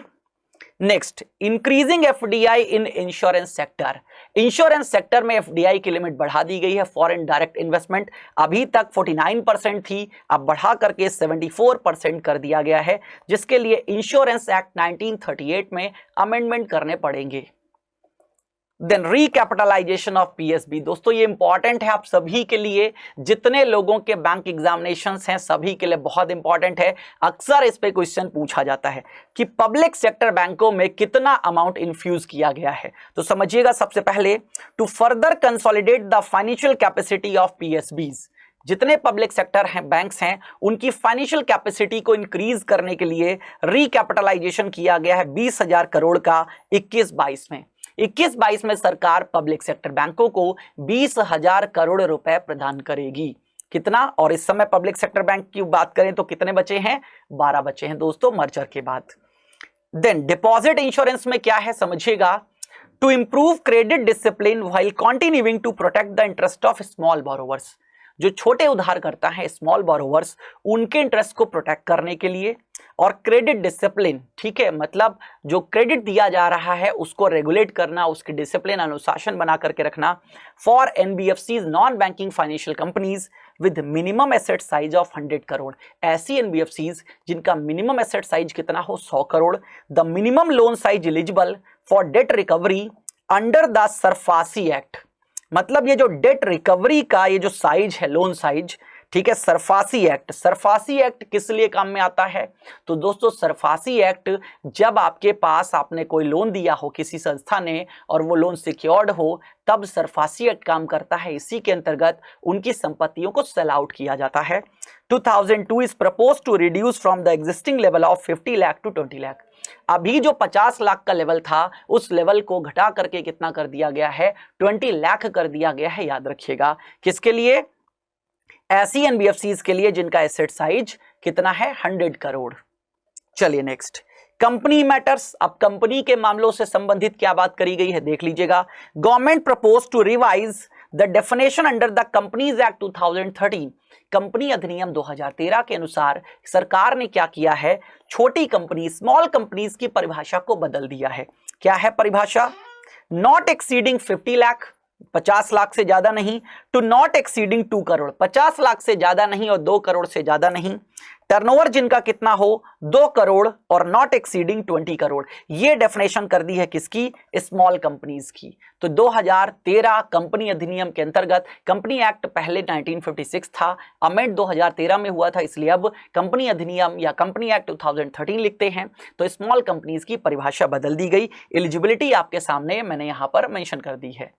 नेक्स्ट, डिसइन्वेस्टमेंट, दोस्तों डिसइन्वेस्टमेंट का मतलब क्या है, इसी पे दोस्तों थोड़ा सा बवाल भी मचा हुआ है। डिसइन्वेस्टमेंट का मतलब होता है ऐसी कंपनियां जो सरकारी हैं, जिनमें सरकार अपना स्टेक सेल कर रही है। सरकार अपना स्टेक सेल कर देगी तो क्या होगा, अगर 51% से कम हो गया, मान लीजिए किसी कंपनी में सरकार का स्टेक था 61% और सरकार ने 20% स्टेक को सेल आउट कर दिया, तो फिर क्या हो गया, कंपनी प्राइवेट हो गई। समझ गए मेरी बात या नहीं, क्यों, क्योंकि मेजॉरिटी ऑफ स्टेक गवर्नमेंट का खत्म हो गया, 51% पे मेजॉरिटी मिलती है।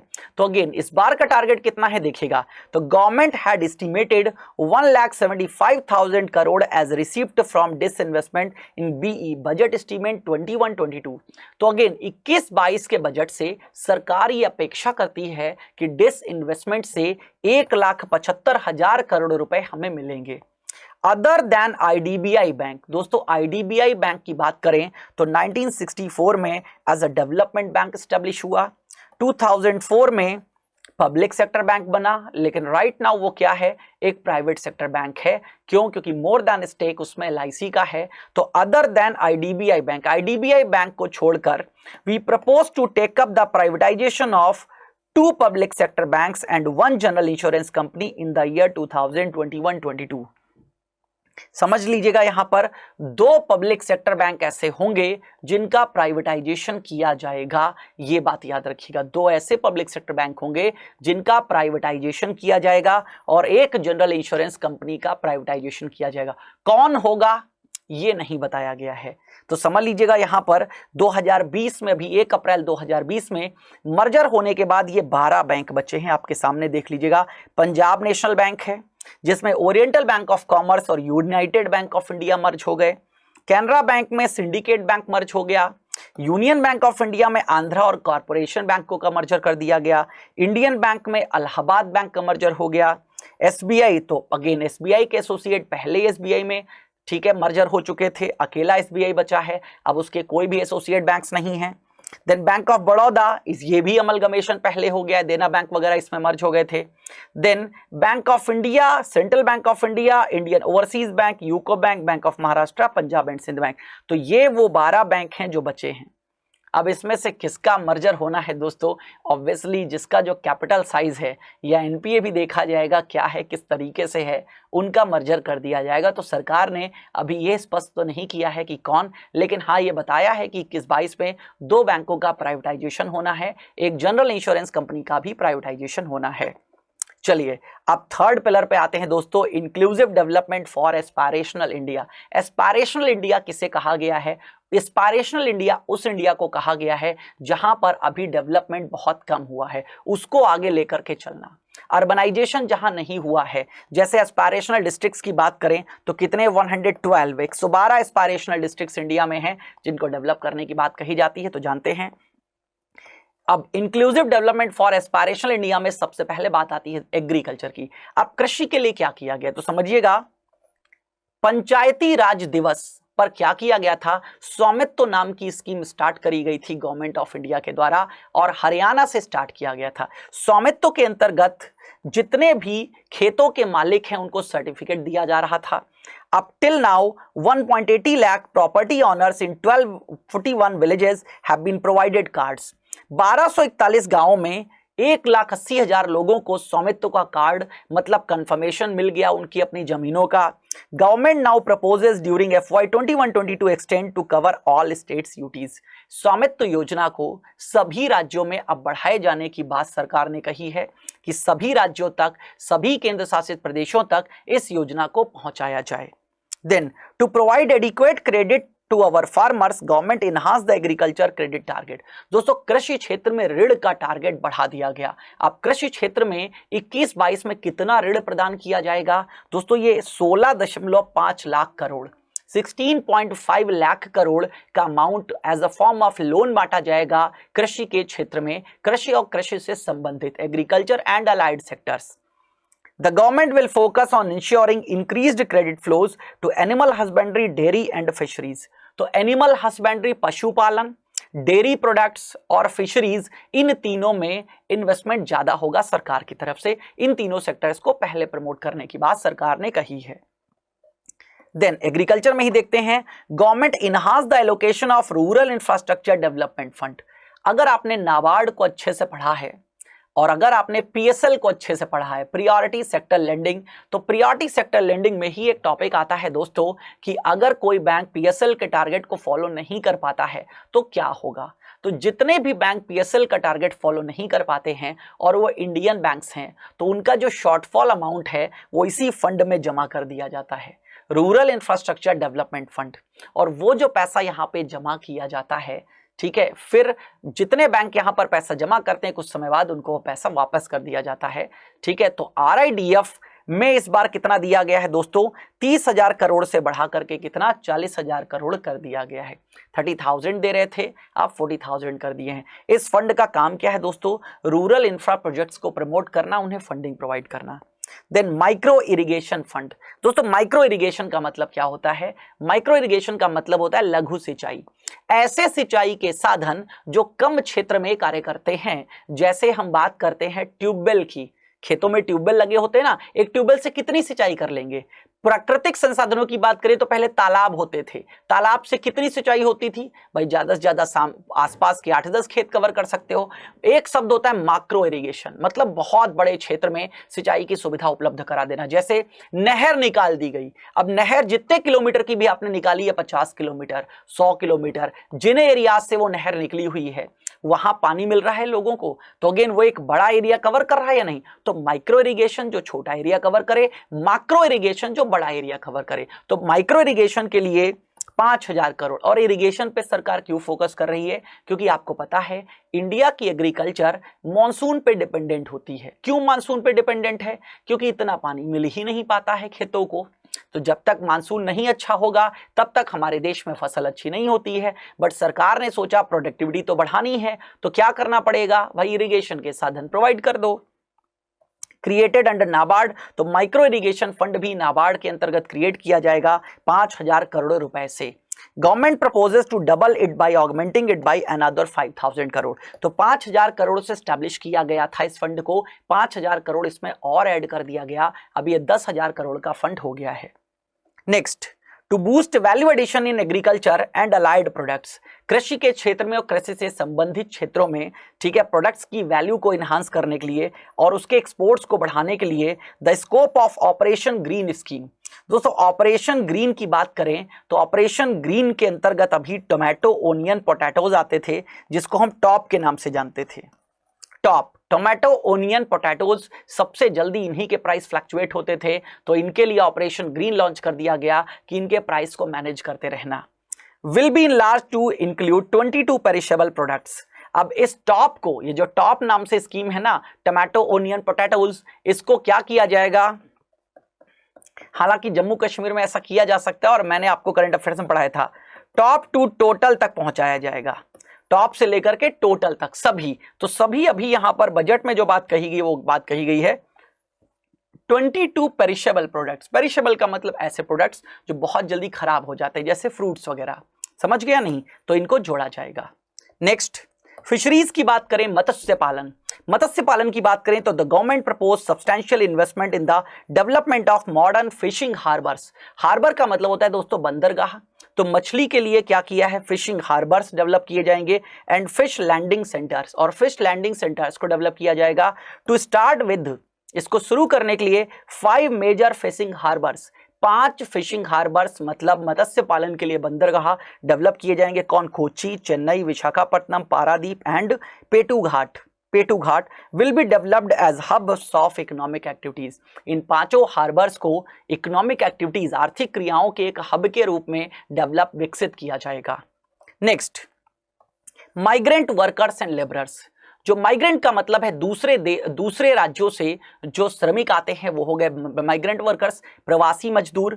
और श्रमिकों के लिए क्या किया गया है समझिएगा, 1 नेशन 1 राशन कार्ड प्लान। दोस्तों जो व्यक्ति बाहर से आता था उसको जहां पर आता था वहां राशन नहीं मिल पाता था। सरकार ने कोविड-19 पैंडेमिक ने इस प्रॉब्लम को सबसे ज्यादा फेस किया। क्यों? क्योंकि कोविड-19 में सरकार तो बांट रही थी क्या? अनाज, लेकिन अनाज मिलना कहां से था? राशन की दुकान से, और मिल उन्हीं को सकता है जिनके पास राशन कार्ड है। तो अगेन जो प्रवासी मजदूर रह रहा है अब उसके पास राशन कार्ड तो है लेकिन उसके अपने राज्य का, तो सरकार ने क्या किया था? 1 नेशन 1 राशन कार्ड स्कीम को स्टार्ट किया था। तो अब सरकार ने बताया है ये 1 नेशन 1 राशन कार्ड की स्कीम 32 राज्यों और केंद्र शासित प्रदेशों तक हमने पहुंचा दी है, ठीक है। और 69 करोड़ बेनिफिशियरीज इस समय हो गए हैं इसके, और लगभग अगेन जितनी भी ये पॉपुलेशन है 86% को कवर करती है।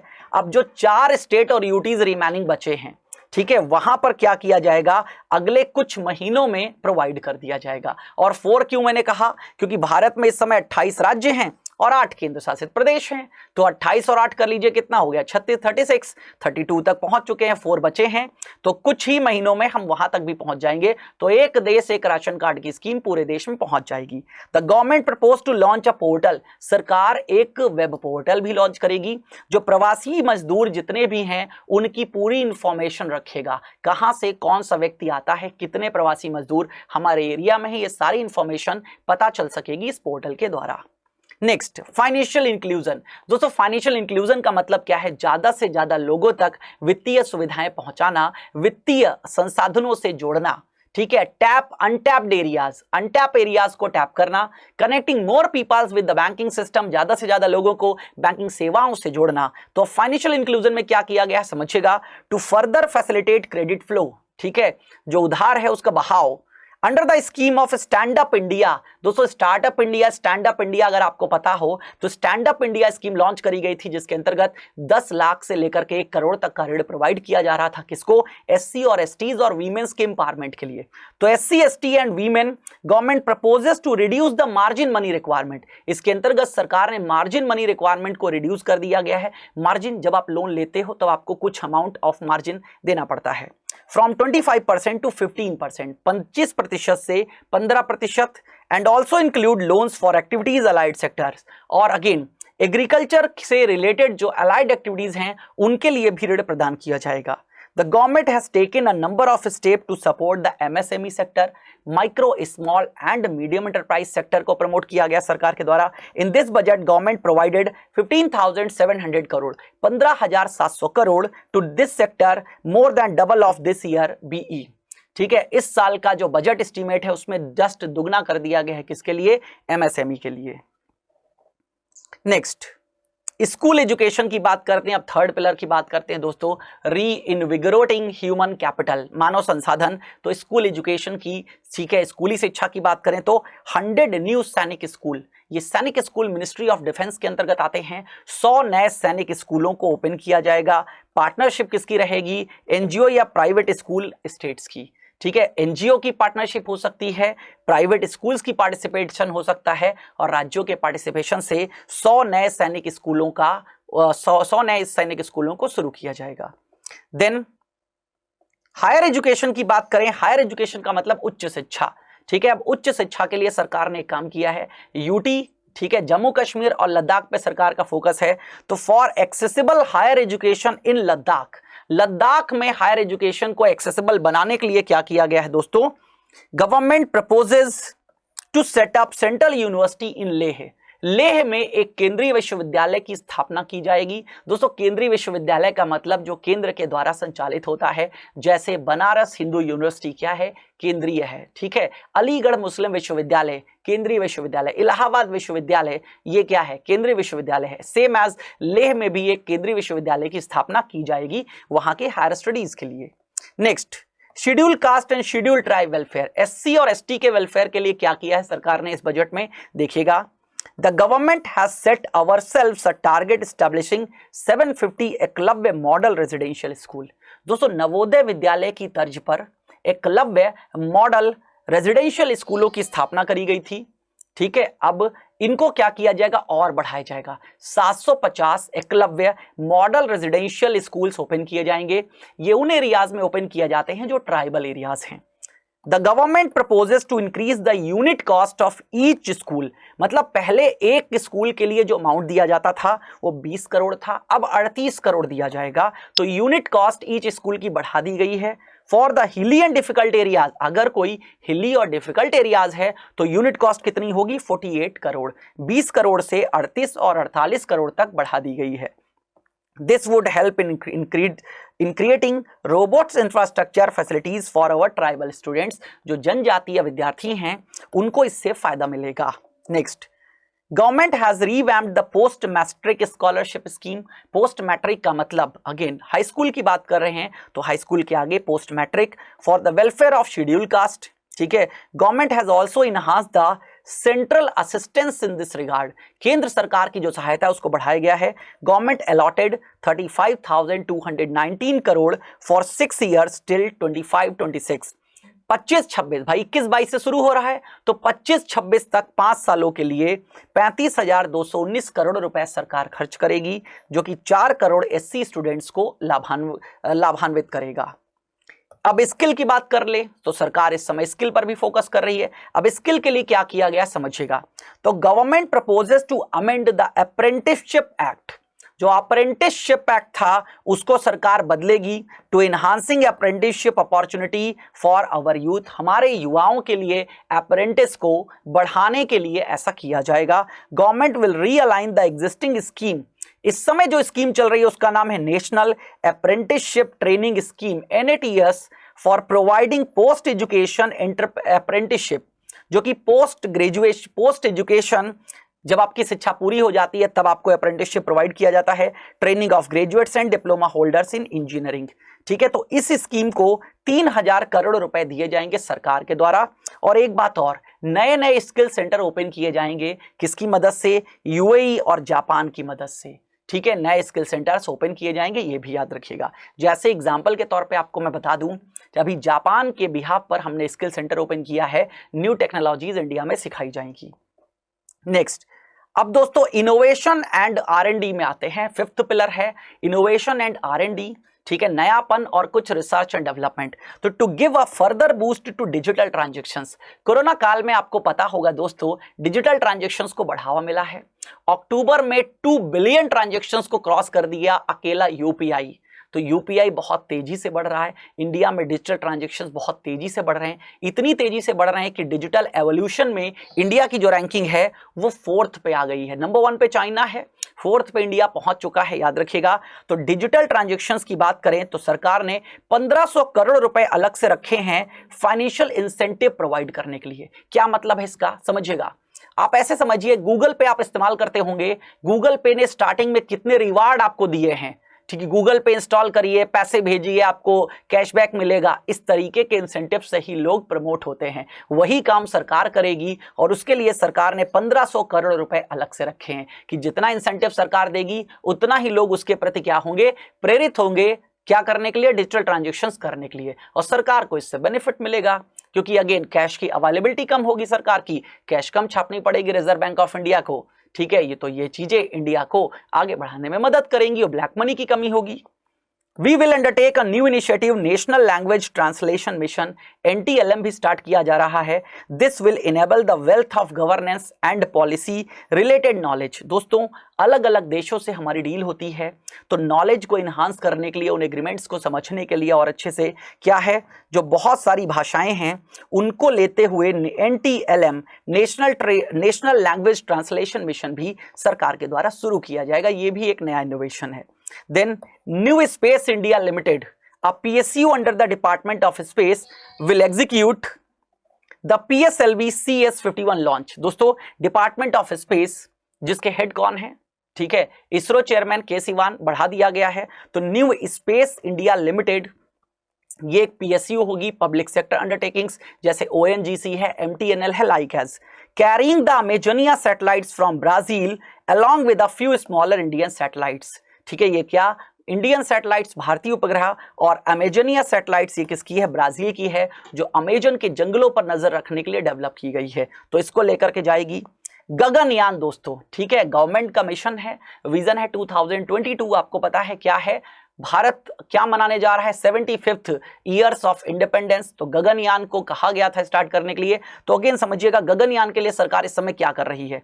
4 इंडियन एस्ट्रोनॉट, 4 भारतीय एस्ट्रोनॉट जो ट्रेनिंग ले रहे हैं, कहां पर? Generic space flight aspects in Russia. The first unmanned launch is slitted for December 2021। पहला अनमैन्ड मानव रहित 2021 में शुरू कर दिया जाएगा गगनयान। फिर मानव को भी लेकर के जाएंगे वो 2022 में। तो अनमैन्ड 2021 में प्लान किया गया है पहला Gaganyaan. Next, our oceans are a store house of living and non living resources. तो लिविंग और नॉन लिविंग रिसोर्सेज के लिए हमारे समुद्र जाने जाते हैं। To better understand this realm, इसको बहुत अच्छे से समझने के लिए सरकार डीप ओशन मिशन लॉन्च कर रही है, जिसका आउटले कितना होगा? 4000 करोड़, जो अगले 5 सालों में खर्च किया जाएगा। तो डीप ओशन मिशन याद रखिएगा, अगले 5 सालों में 4000 करोड़ डीप ओशन मिशन पर खर्च किए जाएंगे, ओशन को और अच्छे से जानने के लिए, समझने के लिए, क्योंकि समुद्र में भी आप जानते हैं, ठीक है, बहुत सारे रिसोर्सेज हैं जिनको अच्छे से समझ गए तो अगेन इकोनॉमी को आगे बढ़ाने में मदद मिलेगी। नेक्स्ट, आप दोस्तों लास्ट में जो 6th पिलर है वो आता है मिनिमम गवर्नमेंट मैक्सिमम गवर्नेंस। मतलब कम से कम लोगों का इन्वॉल्वमेंट हो और ज्यादा से ज्यादा लोगों तक चीजें पहुंच सकें, ज्यादा से ज्यादा विकास हो। आप ऐसे समझ लीजिएगा इस लाइन को, maximum utilization of minimum resources, कम से कम संसाधनों को ज्यादा से ज्यादा दोहन करना, यही सिस्टम होता है कि कम से कम लोग रखने हैं और ज्यादा से ज्यादा काम पहुंच जाए, ज्यादा से ज्यादा लोगों तक पहुंच जाए। तो उसके लिए क्या किया सरकार ने? दोस्तों ये पहला सेंसस है। Fourth coming census could be the first digital census in the history of India. दोस्तों इंडिया की हिस्ट्री में अगर हम सेंसस की बात करें, आंकड़ों की, तो कब से लेना स्टार्ट किया गया है? 1872 को पहला सेंसस जारी किया गया था। उस समय हमारे देश में, ठीक है, क्या थे? लॉर्ड मायो वायसराय थे। कौन से? लॉर्ड मायो, इनके कार्यकाल में। और 1881 से प्रॉपर हर 10-10 सालों में स्टार्ट कर दिया गया था। और हम जब आजाद हुए तो 1951 से स्टार्ट हुआ। तो प्रत्येक 10 वर्ष, अब दोस्तों 2011 में सेंसस आया था, अब 2021 में सेंसस आना है। तो ये क्या होगा? पहला डिजिटल सेंसस होगा इंडिया की हिस्ट्री में। For this monumental and milestone marking task, government allocated 3768 crore in the year 2021-22। 21-22 में 3768 करोड़ रुपीस एलोकेट किए गए हैं। दोस्तों गोवा, आपको पता होना चाहिए, गोवा की बात करें तो 1961-62 की हम बात कर रहे हैं। यहां पर गोवा पुर्तगीज क्षेत्र था।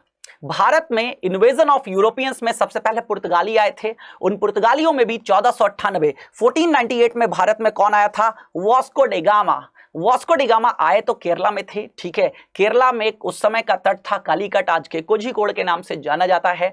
लेकिन इन्होंने धीरे धीरे अपनी बस्तियां कहां बसा ली? अपनी बस्तियां इन्होंने गोवा में बसा ली। गोवा, दमन दीव, दादर नागर, ये सब पुर्तगीज एरिया था। तो गोवा को लिबरेट हुए 50 वर्ष हो चुके हैं, तो उसका सेलिब्रेशन किया जाएगा। डायमंड जुबली ईयर है गोवा के लिए। State liberation from Portuguese rule, from the government of India side a grant of 300 crore to the government of Goa for the celebration. 300 crore रुपए गोवा को दिए जाएंगे इस सेलिब्रेशन के लिए केंद्र सरकार की तरफ से, ठीक है। Government proposes to provide 1000 crore for the welfare of tea workers. चाय के जो मजदूर हैं, टी वर्कर्स हैं, कहां पर? वेस्ट बंगाल में, आसाम में। Specially women and their children, महिलाएं और उनके बच्चे, इनके वेलफेयर के लिए सरकार 1000 करोड़ रुपए खर्च करेगी।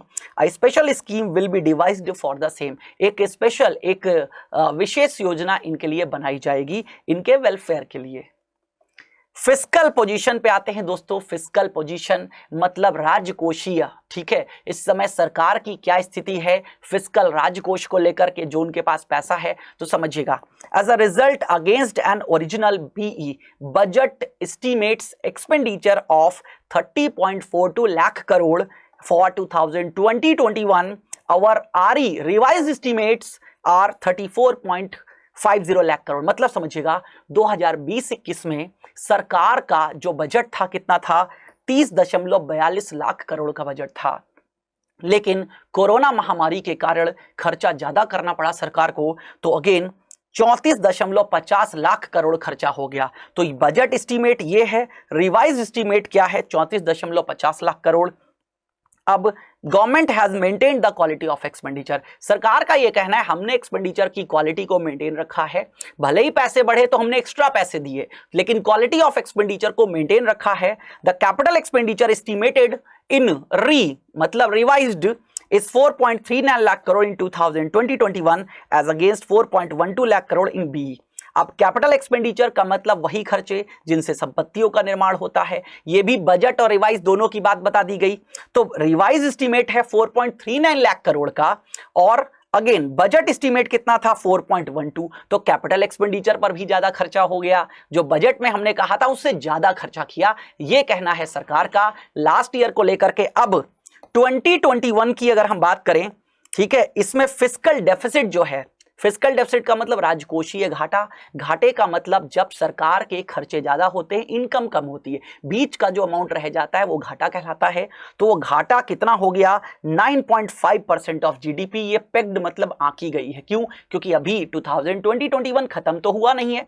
तो सरकार की जीडीपी 9 मतलब जीडीपी के 9.5% के बराबर फिस्कल डेफिसिट हो जाएगी। क्यों? कोरोना काल में बहुत ज्यादा अमाउंट हमें उधार लेना पड़ा, बहुत ज्यादा एक्स्ट्रा खर्चा करने पड़ गए, जिसके कारण ये जो फिस्कल डेफिसिट है बहुत ज्यादा बढ़ गई।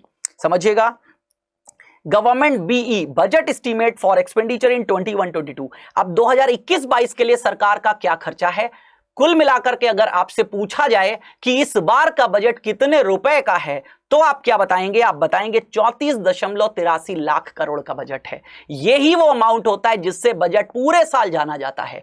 34.83 34.83 लाख करोड़ का बजट है 2021-22 का। This include 5.54 lakh crore as capital expenditure. 5.54 lakh crore capital expenditure के रूप में रखे गए हैं।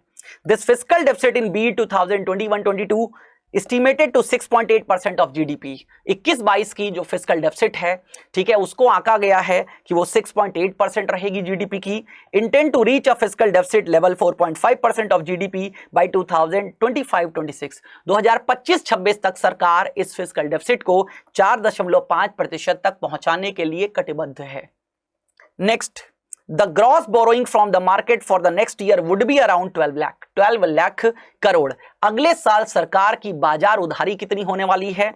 तो दोस्तों ये होने वाली है 12 लाख करोड़ की। इतने अमाउंट का सरकार ऋण लेने वाली है।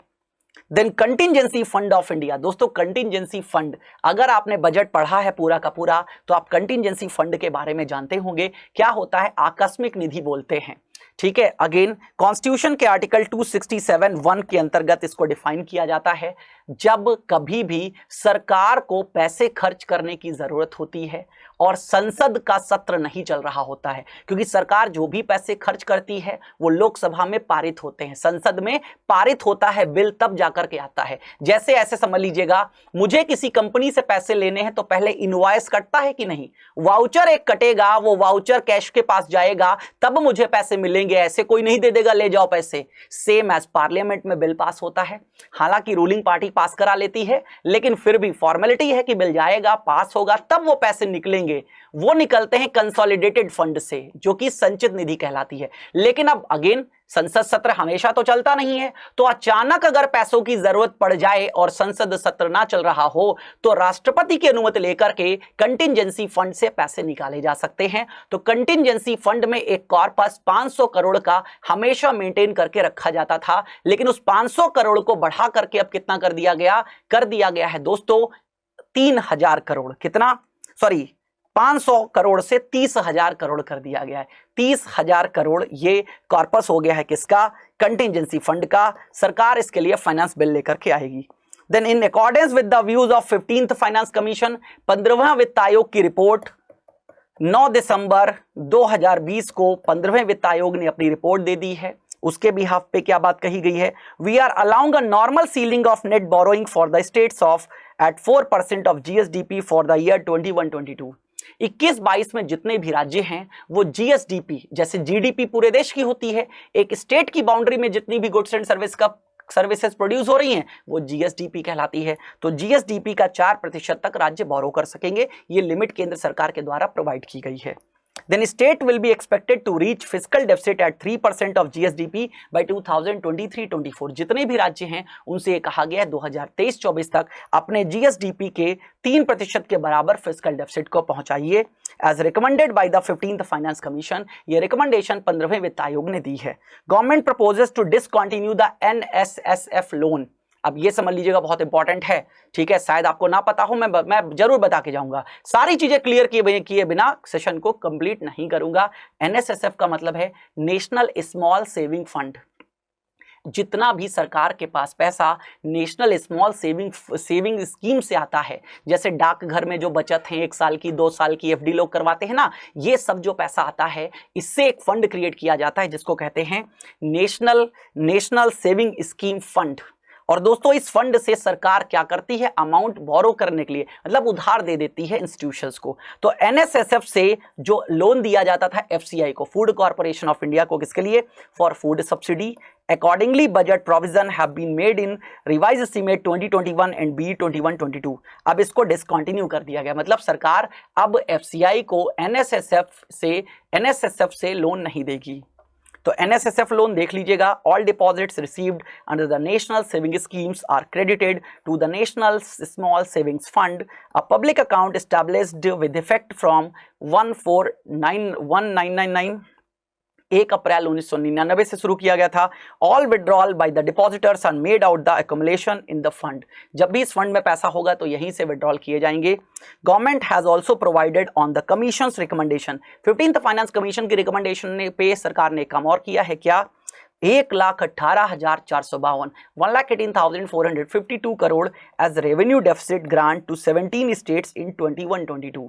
21-22 में इतना पैसा राज्यों को दिया जाएगा क्योंकि राजस्व घाटा हुआ है, उनको पैसे कम मिले हैं तो राजस्व घाटे के लिए इतना पैसा दिया जाएगा as against 74,340 crore to 14 states in 2021। तो 2020-21 में 14 राज्यों को 74,340 करोड़ रुपए दिए गए थे, जो कि अब 17 राज्यों को 1,18,452 करोड़ रुपए दिया जाना प्रस्तावित है। अब दोस्तों कुछ मेजर एलोकेशंस हैं, देख लीजिएगा फटाफट किस मिनिस्ट्री को कितना पैसा दिया गया। तो ministry of housing and urban affairs को 54,581 करोड़ दिया गया है। Ministry of health and family welfare को 73,932 करोड़ दिया गया है। एजुकेशन शिक्षा मंत्रालय को 93,224 करोड़ दिया गया है। मिनिस्ट्री ऑफ रेलवेज को 1,10,055 करोड़ दिया गया है। Ministry of road transport and highways को 1,18,101 करोड़ दिया गया है। Agriculture and farmers welfare 1,31,531 crore. Ministry of rural development को 1,33,690 crore. Ministry of home affairs को 1,66,547 crore. Ministry of consumer affairs food and public distribution को 2,56,948 करोड़। और रक्षा मंत्रालय को कितना दिया गया है? ये दिया गया है 4,78,196 करोड़। तो ये बहुत इंपॉर्टेंट है, कई बार एग्जाम में डिफेंस को कितना पैसा दिया गया एलोकेशन पूछ लेते हैं। तो ये मेजर एलोकेशंस आपके लिए बहुत इंपॉर्टेंट हैं, तो इनको अच्छे से पढ़ करके जाइएगा। तो दोस्तों ये है आज के बजट में जो हमने आपसे डिस्कशन किया है। अब दोस्तों बजट पर टैक्सेशन में क्या चेंज किया गया उस पर मैं आपके लिए एक सेपरेट सेशन लेकर के आऊँगा। तब तक आप इसे देखिए और आपके एग्जाम के लिए बहुत इंपॉर्टेंट है, अपने दोस्तों के बीच में सेशन को शेयर भी करिए। मिलते हैं आपसे अगले सेशन में, तब तक के लिए बहुत बहुत धन्यवाद।